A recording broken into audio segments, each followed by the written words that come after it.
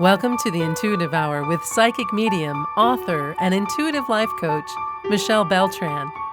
The Intuitive Hour will empower you to learn how to magnify your intuitive voice. Listen in and expand your understanding of what it means to be psychic and how to awaken, amplify, and trust your inner voice. Hello, everyone. You are here at the Intuitive Hour, Awaken Your Inner Voice, and I'm your host, Michelle Beltran. All right, we are in Psychic Development Training Mediumship 101 today, talking all about developing your mediumship skills using some various techniques and modalities. Okay, so first and foremost, what is a medium? There is a difference between a psychic and a medium, and we'll talk about that today. Mediums typically use their abilities, their senses, their intuitive gifts to detect and communicate with spirits on the other side. They do this for the purpose of conveying specifically targeted information to a specific living person. So it's spiritual or spirit interaction only.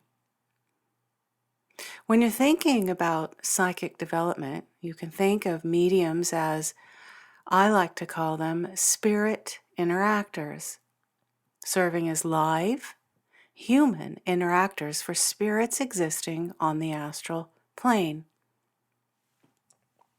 That means your loved ones. Mediums serve as receptives for multiple types of energy emanating from the spirit world and or the universal matrix.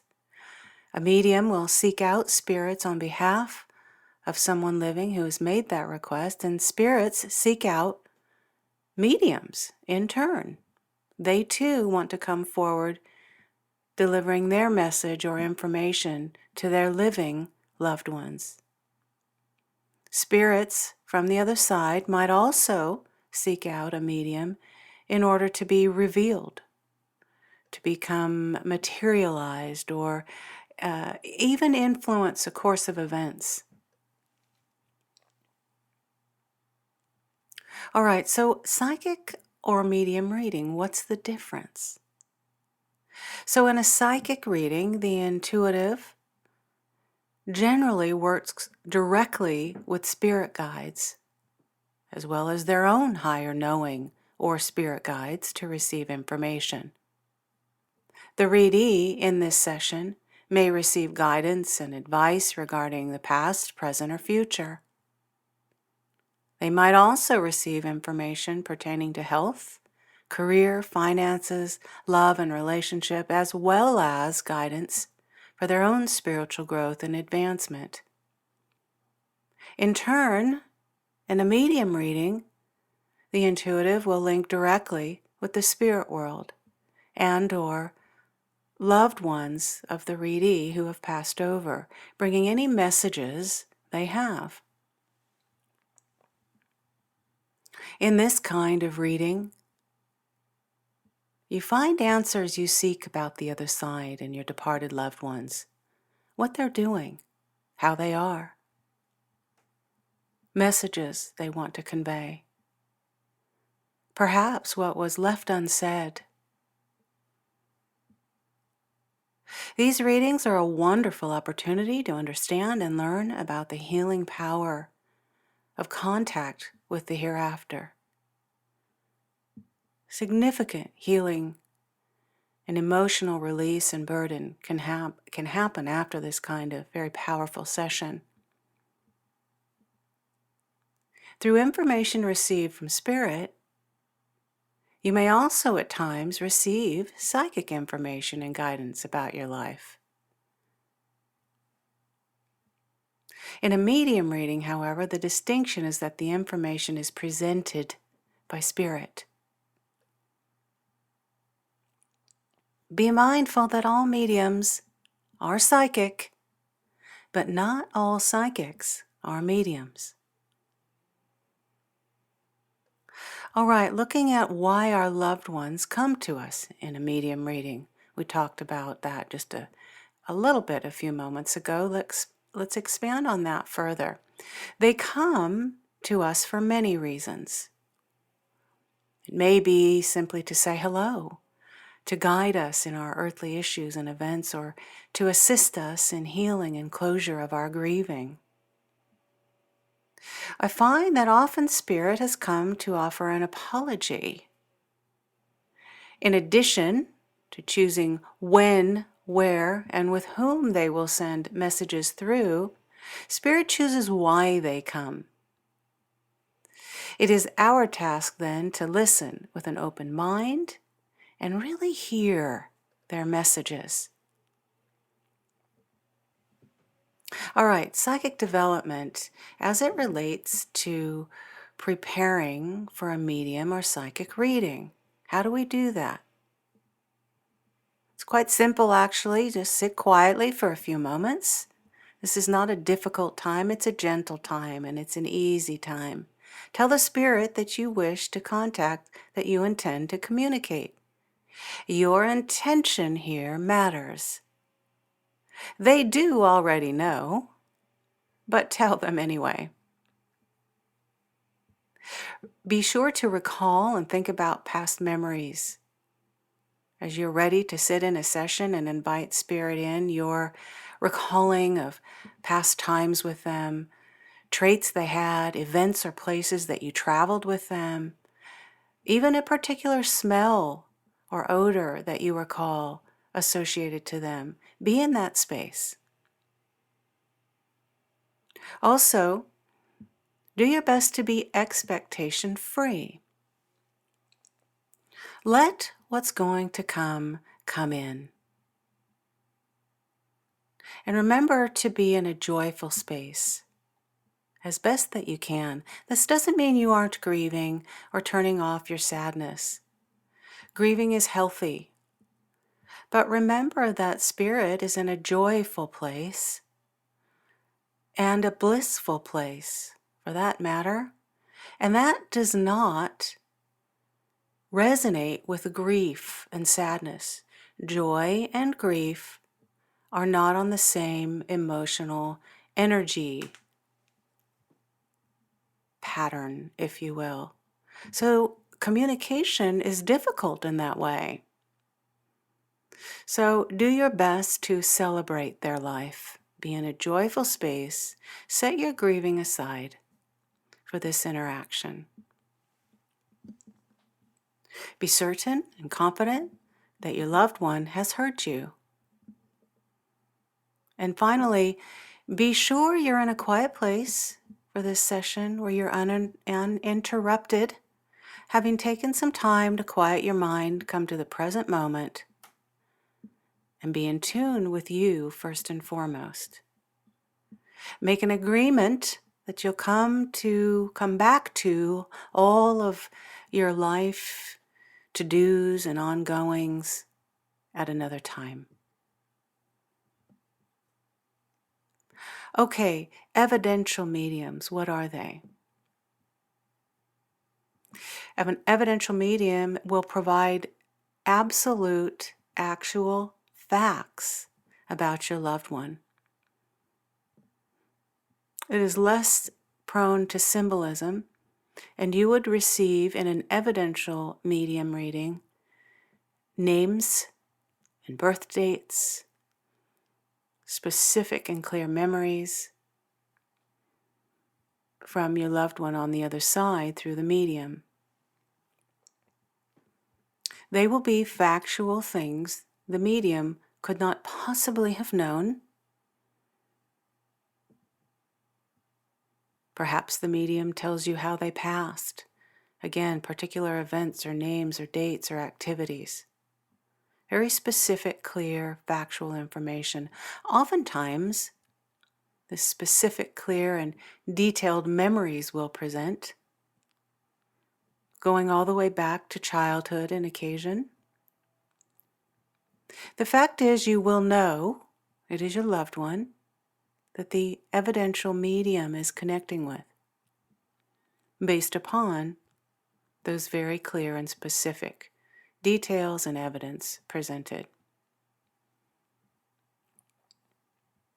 All right, so I want to hear from my loved one now, you're saying. Be mindful to be patient. They're going to come in on their time, not necessarily yours. Please understand that Spirit may take time to adjust to the other side, just like you. Think of it as that they are getting situated in a new home. They need time to adjust to their passing in the same way that you do. Giving them this time to settle in assists them and makes the transition easier. Simply tell the universe and/or Spirit that you are perfectly willing to wait for a time when they are ready to communicate. This most definitely helps them. They hear you. You may want to request they show you a symbol when they're ready to come through. Make an agreement, say it out loud, that they'll show you a symbol and they'll hear you. They must hear you. Also, remember that wanting to communicate with them too much, too soon, or too badly may hinder communication and the medium connection. Keep in mind that a medium reading does not take the place of your grieving. So be sure that you're in a clear mind space before they come and you intend to visit with them. And this segues into this question of how soon can I connect with my loved one? So spirits can communicate regardless of how long they have been on the other side. Some intuitives or mediums feel that 3 or 4 months must pass before a reading takes place. This is so that the medium reading does not take place of your grieving or inhibit that.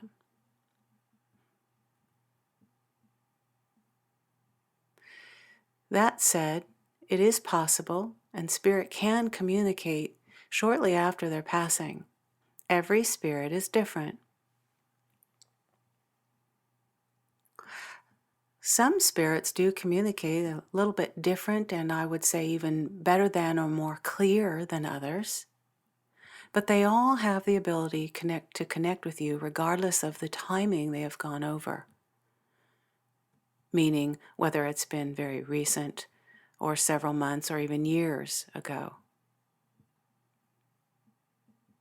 You may also notice in a reading that loved ones present with many similar personality traits and/or habits that they did or had while on Earth in this physical body. Your medium or your intuitive you're working with will convey this if that's the case. So be mindful and aware of those personality traits or quirks before you step into a session. All right, language and medium readings. There is no language on the other side. We assume that as humans in a physical body, but spirit communicates through energy and symbols, and facts and details, as we know, are provided. They communicate, though, from a higher vibration, and they understand, regardless of what language they spoke living on Earth, that language is merely a human concept and way of communicating.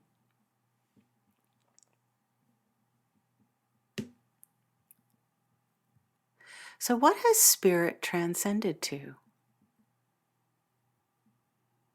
Where have they gone? what are they doing on the other side? I've learned that spirits most certainly have come to know a more enlightened state and are more spiritually advanced, having passed over to the other side. This is my experience and readings over the years. They have expanded spiritually indeed. However, they are not all-knowing. As mentioned a few moments ago, they often retain much of their personality or traits or quirks or characteristics that they had while on Earth in a medium session. Indeed, there's a new and profound level of awareness and spirituality to them, but they are quite similar to who we knew living. It is not uncommon during a reading for spirit to present at an age much younger than when we knew them as they passed. This is because we have the choice, having passed over, to appear however we desire. In addition, near the age of 30, for most spirits, this was often an optimal age they enjoyed. So many choose to revert back to appearing as they would at that time in their experience. So, as you are in a medium session and your loved one is described to you, remember how they were, what they looked like at a younger age, what they were doing, in order for you to identify them. All right, medium readings and time. Like language, there is no time on the other side, at least to the extent that we know it.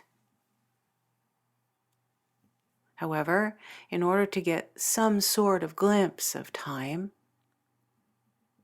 and to explain it to you today, it's my experience that readings with spirit often move at a faster pace than on Earth.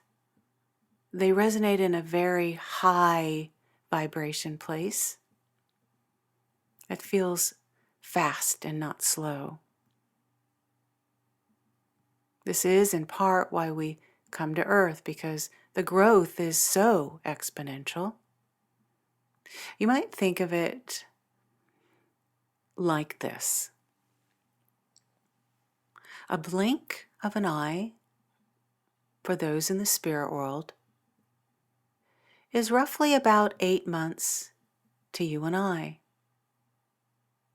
Think about that for a moment. So, in this light, it is a gift to be here on Earth, as the growth is immense. All right, mediumship readings support us in a number of ways. There are a few more things I want to talk about here as we begin to wind down our episode today. Most specifically, what do our loved ones desire for us? So it's generally the intent of Spirit to bring the core of important challenges and issues to the forefront, to guide us.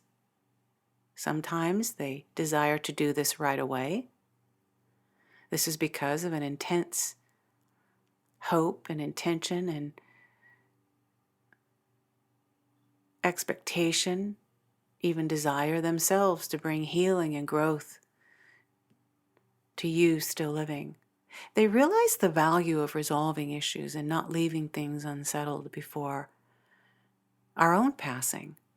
Spirit also understands the importance of unconditional love and that we are all connected. Remember that your prayers for your loved ones go a long way. Pray for them, include them in your prayer. They benefit from this deeply, and they hear you. Be mindful that while Spirit comes with wonderfully insightful and profound healing messages. They will never provide information to the extent that they interfere with your life lessons and/or spiritual growth you were meant to incur. Realize that in a medium reading, we want to not take the place, as I've said earlier today, of that grieving process. So as mentioned, some find that waiting 1 or 2 months after the loss of a loved one to schedule a session is best. Okay, medium readings and how you can connect with your loved one. The easiest way to do this is through your dreams. Dreams bring powerful spiritual messages. You'll want, before you go to bed, to tell your loved one and say it out loud. Tell them you desire to visit them. You would like to see them. Offering an invitation we don't often think of, but it helps. And an invitation is essentially all you need to do. When you least expect it, they will come to you. You will know you have had a visitation because your dream is especially vivid, full of deep gratitude and love. An honor that you have been blessed with this visit. You will not have had a visitation if you've had the dream of seeing your loved one standing outside in the backyard in the rain, for example. That is not a visitation. It will be full of love and, again, gratitude, not doldrum, low energy, fear, or dread. There is no mistaking your loved one has come when you have received the visitation. And again, very simply, send an invitation. Be mindful in your dream space of symbols you see, sounds you hear. Perhaps you smell or taste something. Use all of your senses. Sometimes spirit will come with song, or they'll tell you even one word that you hear as you wake. Pay most attention to that last dream before you wake as well. When you experience validation by a spirit while in a medium reading, it is enormously powerful to all who witness it. It not only provides validation of your ability to connect with the other side, but it's an indication that the work of mediumship is for you. It's further an expression of the depth of closeness that you have with your spirit, with your loved one on the other side.